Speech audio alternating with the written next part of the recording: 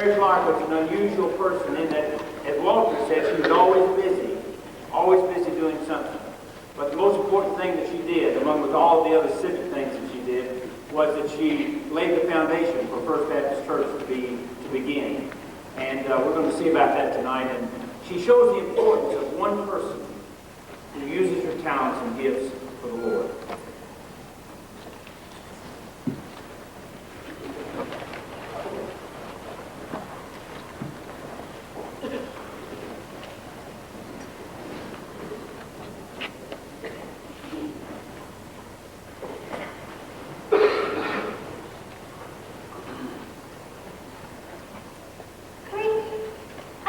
About the children in our area, the ones that don't go to Sunday school anywhere.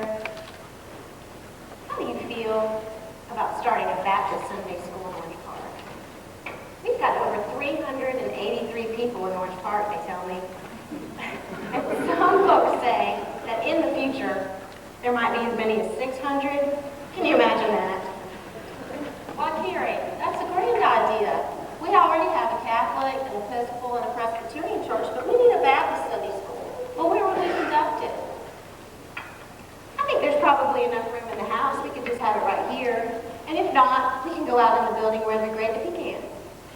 And we have some old chairs in our shed that we could clean up and use. And I'm sure we could find tables for the children somewhere. And if we have lots of children, you can take the older and I'll take the younger. That would suit me fine. You know, William, he's 12 now, and I'm a little concerned. I really want him to know the Bible. I'm afraid his father just isn't much interested in spiritual things. Well, have you thought about what we would teach them? I mean, the materials from the Baptist Sunday School Board are so expensive. Yes, they are. But I think we can just be creative and just use what we have. For instance, I thought at Christmas time we could take walnut shells and make a manger scene. Put some cotton in each one, and then bake a small clay baby Jesus for each child. I'm getting excited already. You know, we could get the word out by putting up a poster down at Morgan's store. You know, everyone goes by there. That's a great idea. And I think we know enough families in the community that we could talk to the parents. Why don't we take the next few Sunday afternoons and talk to as many as we can? Would you like to start this Sunday? I think the sooner the better. You know, we could serve milk and cookies before each lesson. Of course. Why don't we just take turns making the cookies, and then maybe after a while, the children's parents will want to help.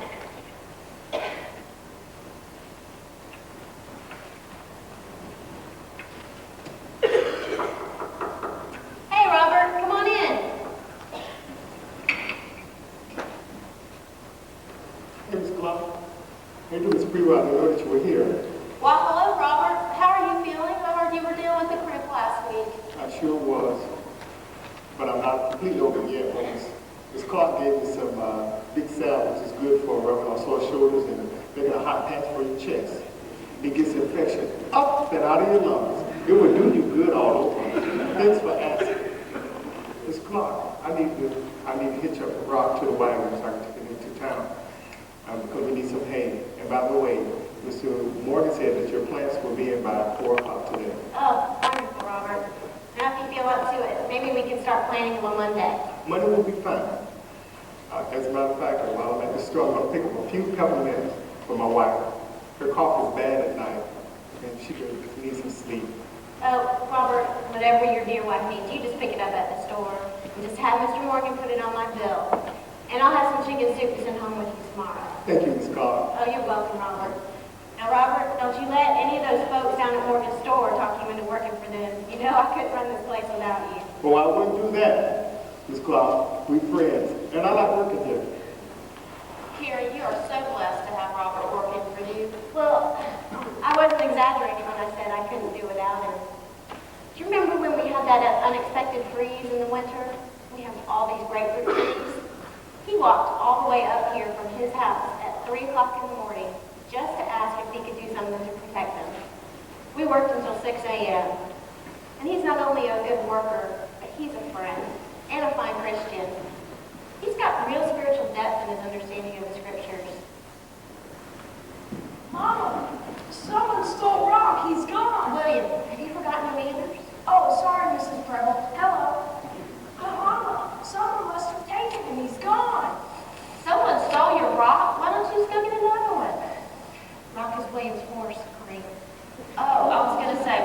plenty of those in our backyard.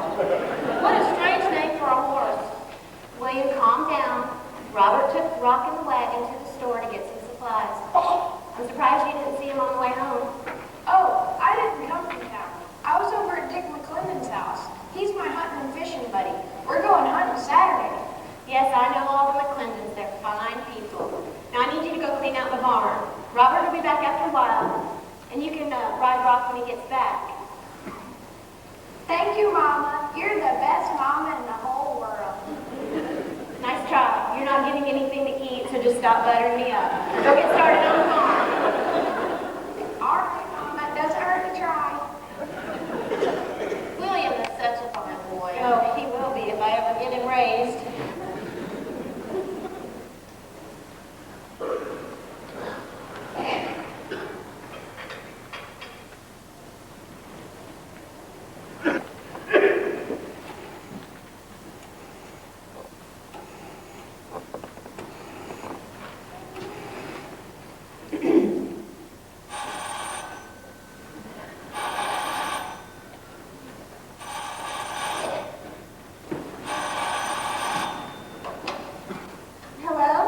Carrie, this is Bessie Lee Hall. A group of us would like to come over and visit with you. Well, certainly, Bessie Lee. When would you like to come over? We'd like to come over right away if that's convenient for you. Is something wrong? Is there a problem? Oh, there's no problem. This is something very exciting. Oh, well, of course. Bessie Lee, come on over. How many people do you think will come with you? I'd like to have a little something for refreshment. Oh, that won't be necessary. We won't be there long. Nonsense. I wouldn't think of having you over without having a little something. In fact, I just took a fresh batch of cookies out of the oven. I'll be expecting you. Bye. Bye. William, will you come here, please?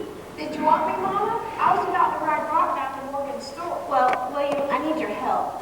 We have some guests coming over, and I need you to help me get the house ready. Your father is at the office in Jacksonville. I need you to dust the furniture. I'm going to go check on the cookies to see if they're cool and make some chocolate. William Edward, someone has eaten 3 of the cookies that I baked for the garden club meeting tomorrow. Oh, Mama, you know those pecan cookies are my favorite. And besides, the devil made me do it. Well, you have a different subject. William, I don't know what I'm going to do with you. Please ask before you take the cookies. I only hope we have enough for today's guests. Who all is coming? I don't exactly know. Mrs. Hall was rather mysterious about the whole visit. It's almost as if she has a surprise to announce. Well, in that case, you'll have enough cookies. I'll just take another one. Don't you dare. You're in enough trouble as it is. Now please finish dusting the furniture. I'll be so glad when they get Kingsley paved. You can dust in the morning, and by afternoon, looks like you haven't touched the thing.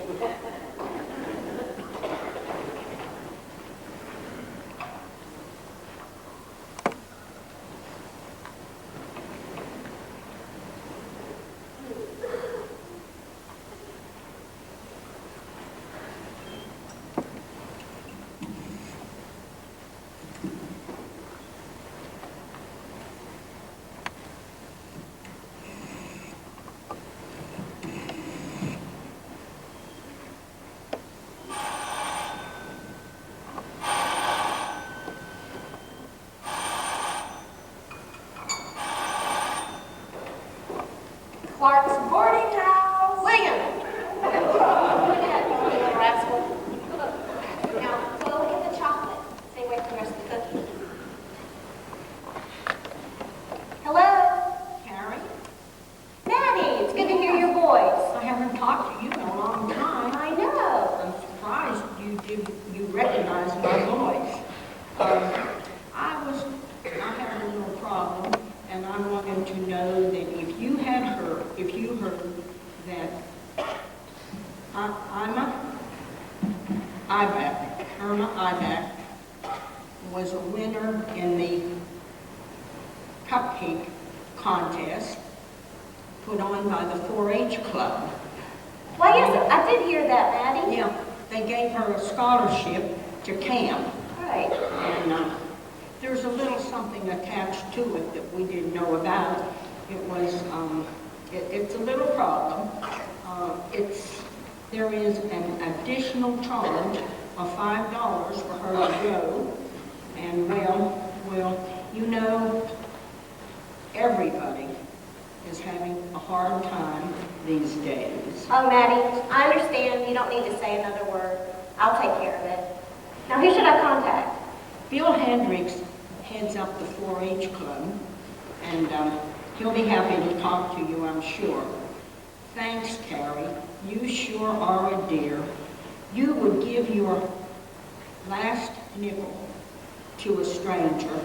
Oh, Maddie, the Bible teaches us to help each other, and I get a blessing from doing so. Now, I am so sorry, but I have to run. I've got company on the way over, and the house is a mess.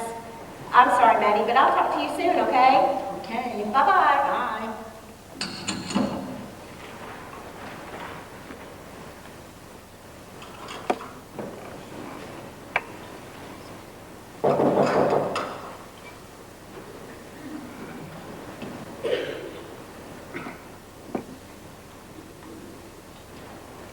Hi, everyone. Come on in.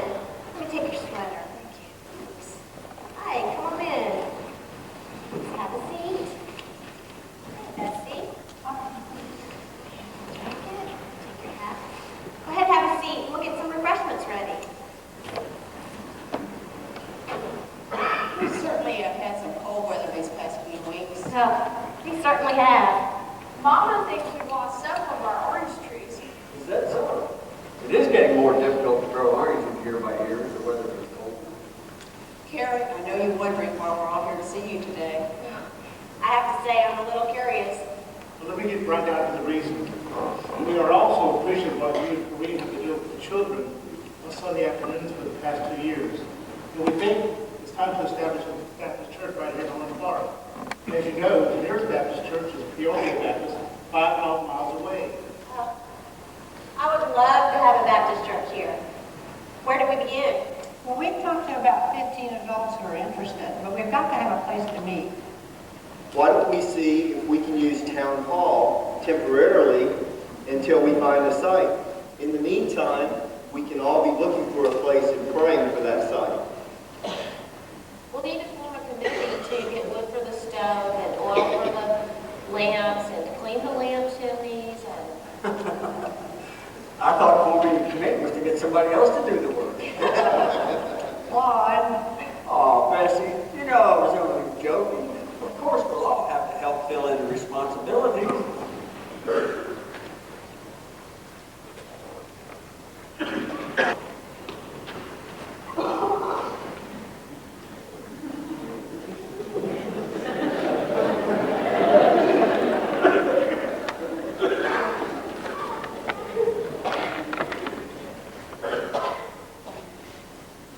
All right, boys and girls, as we conclude today's lesson, who can briefly tell me who we talked about today? Nina? Esther, the Kingswood, who's afraid to approach his throne. That's right. Now, why was Esther afraid? Jenna? Because no one could approach the king's throne, not even his wife, unless he held out the temple. That's exactly right. Now, what did Mordecai ask Esther to do? Aaron? To speak up for the Jewish people so they don't want to be killed by that mean old Haman. That's right. Didn't want him to be killed by Haman. Now, what did Mordecai say to Esther when she was reluctant to speak up? Matthew? He said that she was born for such a time as this. Exactly. Very good, Matthew. Now, class, what does the phrase, "for such a time as this," mean? Emily? It means that if she can't do it, there isn't anyone else who can do it. That's right, Emily. Now, class, what is the main principle that Esther illustrates? William? Please come have a seat. Everyone will have a chance to look at the Christmas ornaments. The class is finished. We're almost done. Austin? The importance of one person to do God's work. That's exactly right. Every person is important to God's purpose. All right, boys and girls, that's our lesson for today. And next week we'll have milk and cookies for you at the beginning again, and we'll be learning about Samson. So you be careful on the way home.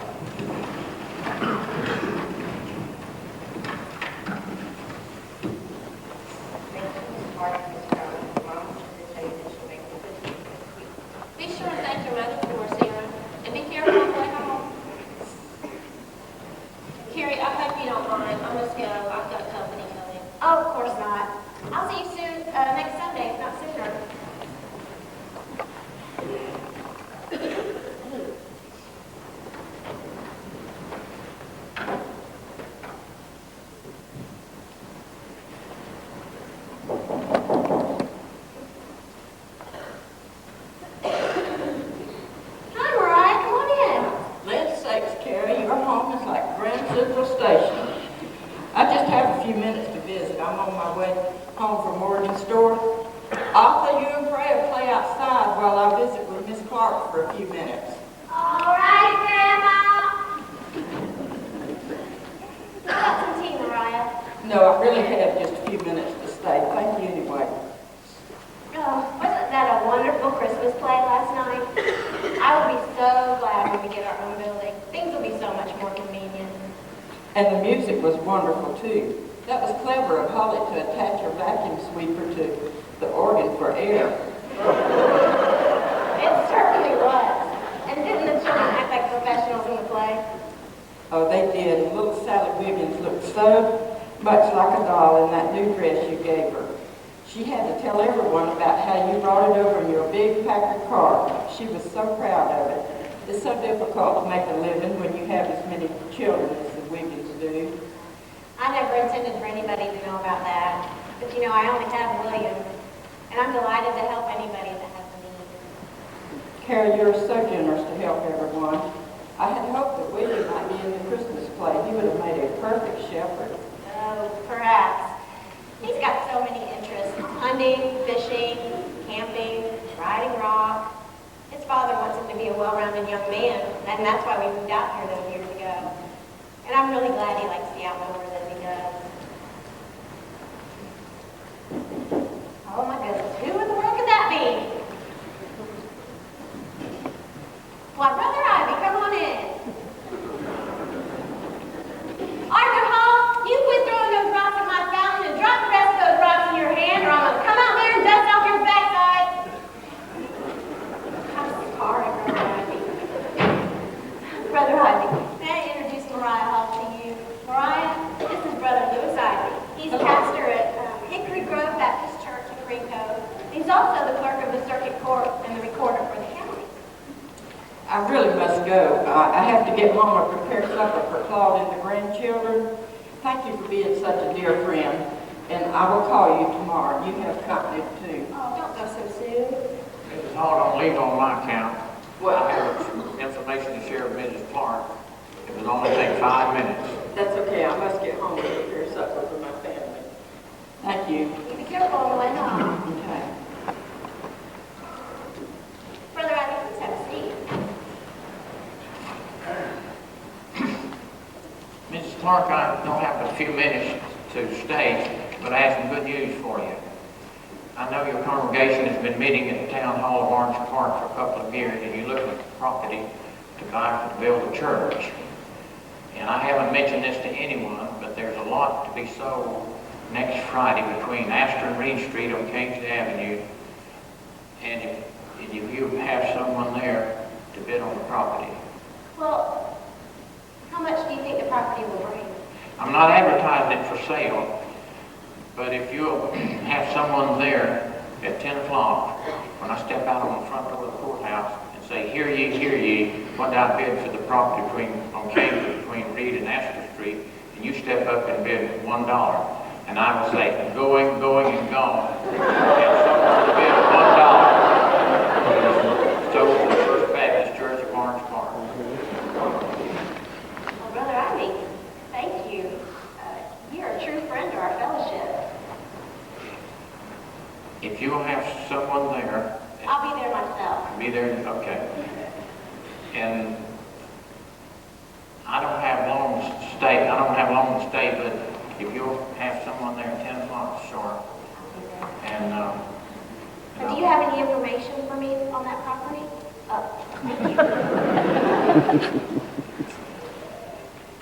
Miss Clarke, I must go. I have 20 things to do before supper time. But make sure you don't mention this to anyone. Oh, mum's the word, Brother Ivy. Thank you again, Brother Ivy. This is such a blessing.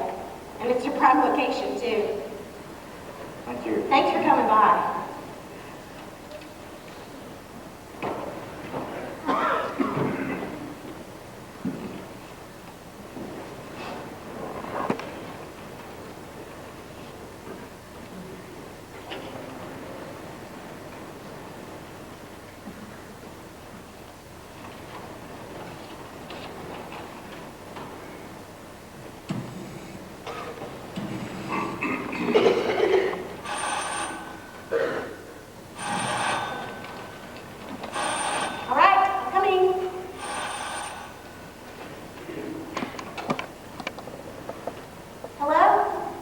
Carrie. I've been held up here at the store again as usual. Jim Martin is trying to finish up a project in their new home and ran out of plumbing materials. He has picked them up and I'm on my way home. Well, Mr. Lewis Ivy, clerk of the circuit court and recorder for the county, he just left the house. Oh, yes, I know Lewis Ivy. I met him when I filled the deed on our property here. What was he doing there? Well, you can't let this get out, but I just can't wait to share the good news with you. You know our church is looking for a property to build a building. Well, Mr. Ivy just told me about a piece of property that's coming up for sale for taxes Friday at the courthouse. And he's not advertising it, so we don't want a whole lot of bidders to come. Oh, where is this located? You know, it's that empty lot on Kingsley between Reed and Astor Streets. Oh, yes, I know that piece of property. That is a good piece of land. How much are y'all willing to bid on it? He said maybe only $1, but no more than 10. Wow, well, I sure hope your church gets it. What's for supper? Oh my goodness, I'm running a little late today. We've had so much company. But I have a few things cooking on the stove. Let's see, I've got some salt pork cooking succotash. You know, the Prebbles killed hogs yesterday and brought some meat by. I think that'll be done by the time you get home. And I'll make some of that cornbread you like so well. Mm-hmm, that sure sounds good, honey. All right, love you. See you when I get home. Love you too.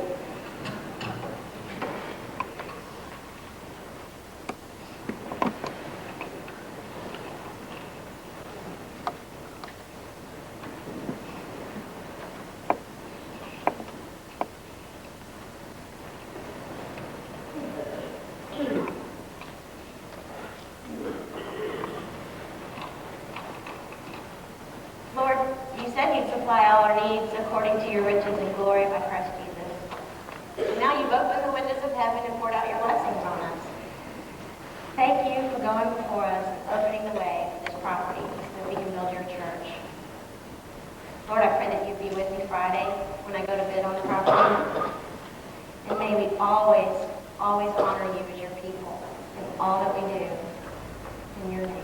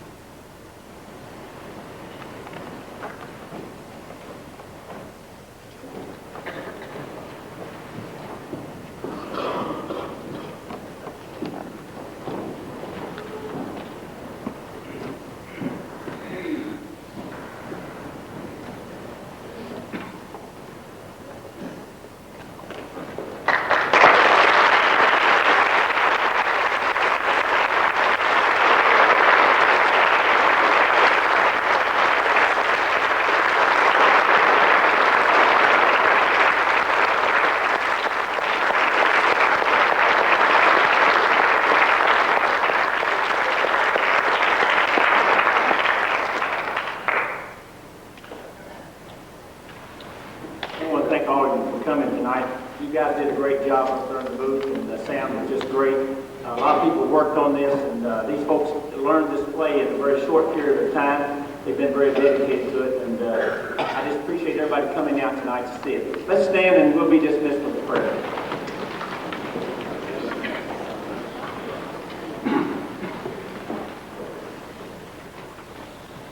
Lord, thank you for one life. Not a perfect life, Lord, none of our lives are, but a life committed to doing your work. Thank you for the great impact that Carrie Clarke had not only the community, but on First Baptist Church, for all those who had vision for that which would be here today. Bless each of our guests that have come, Lord, and bless our people. Help us to honor you in everything we do in Christ's name. Amen. God bless you.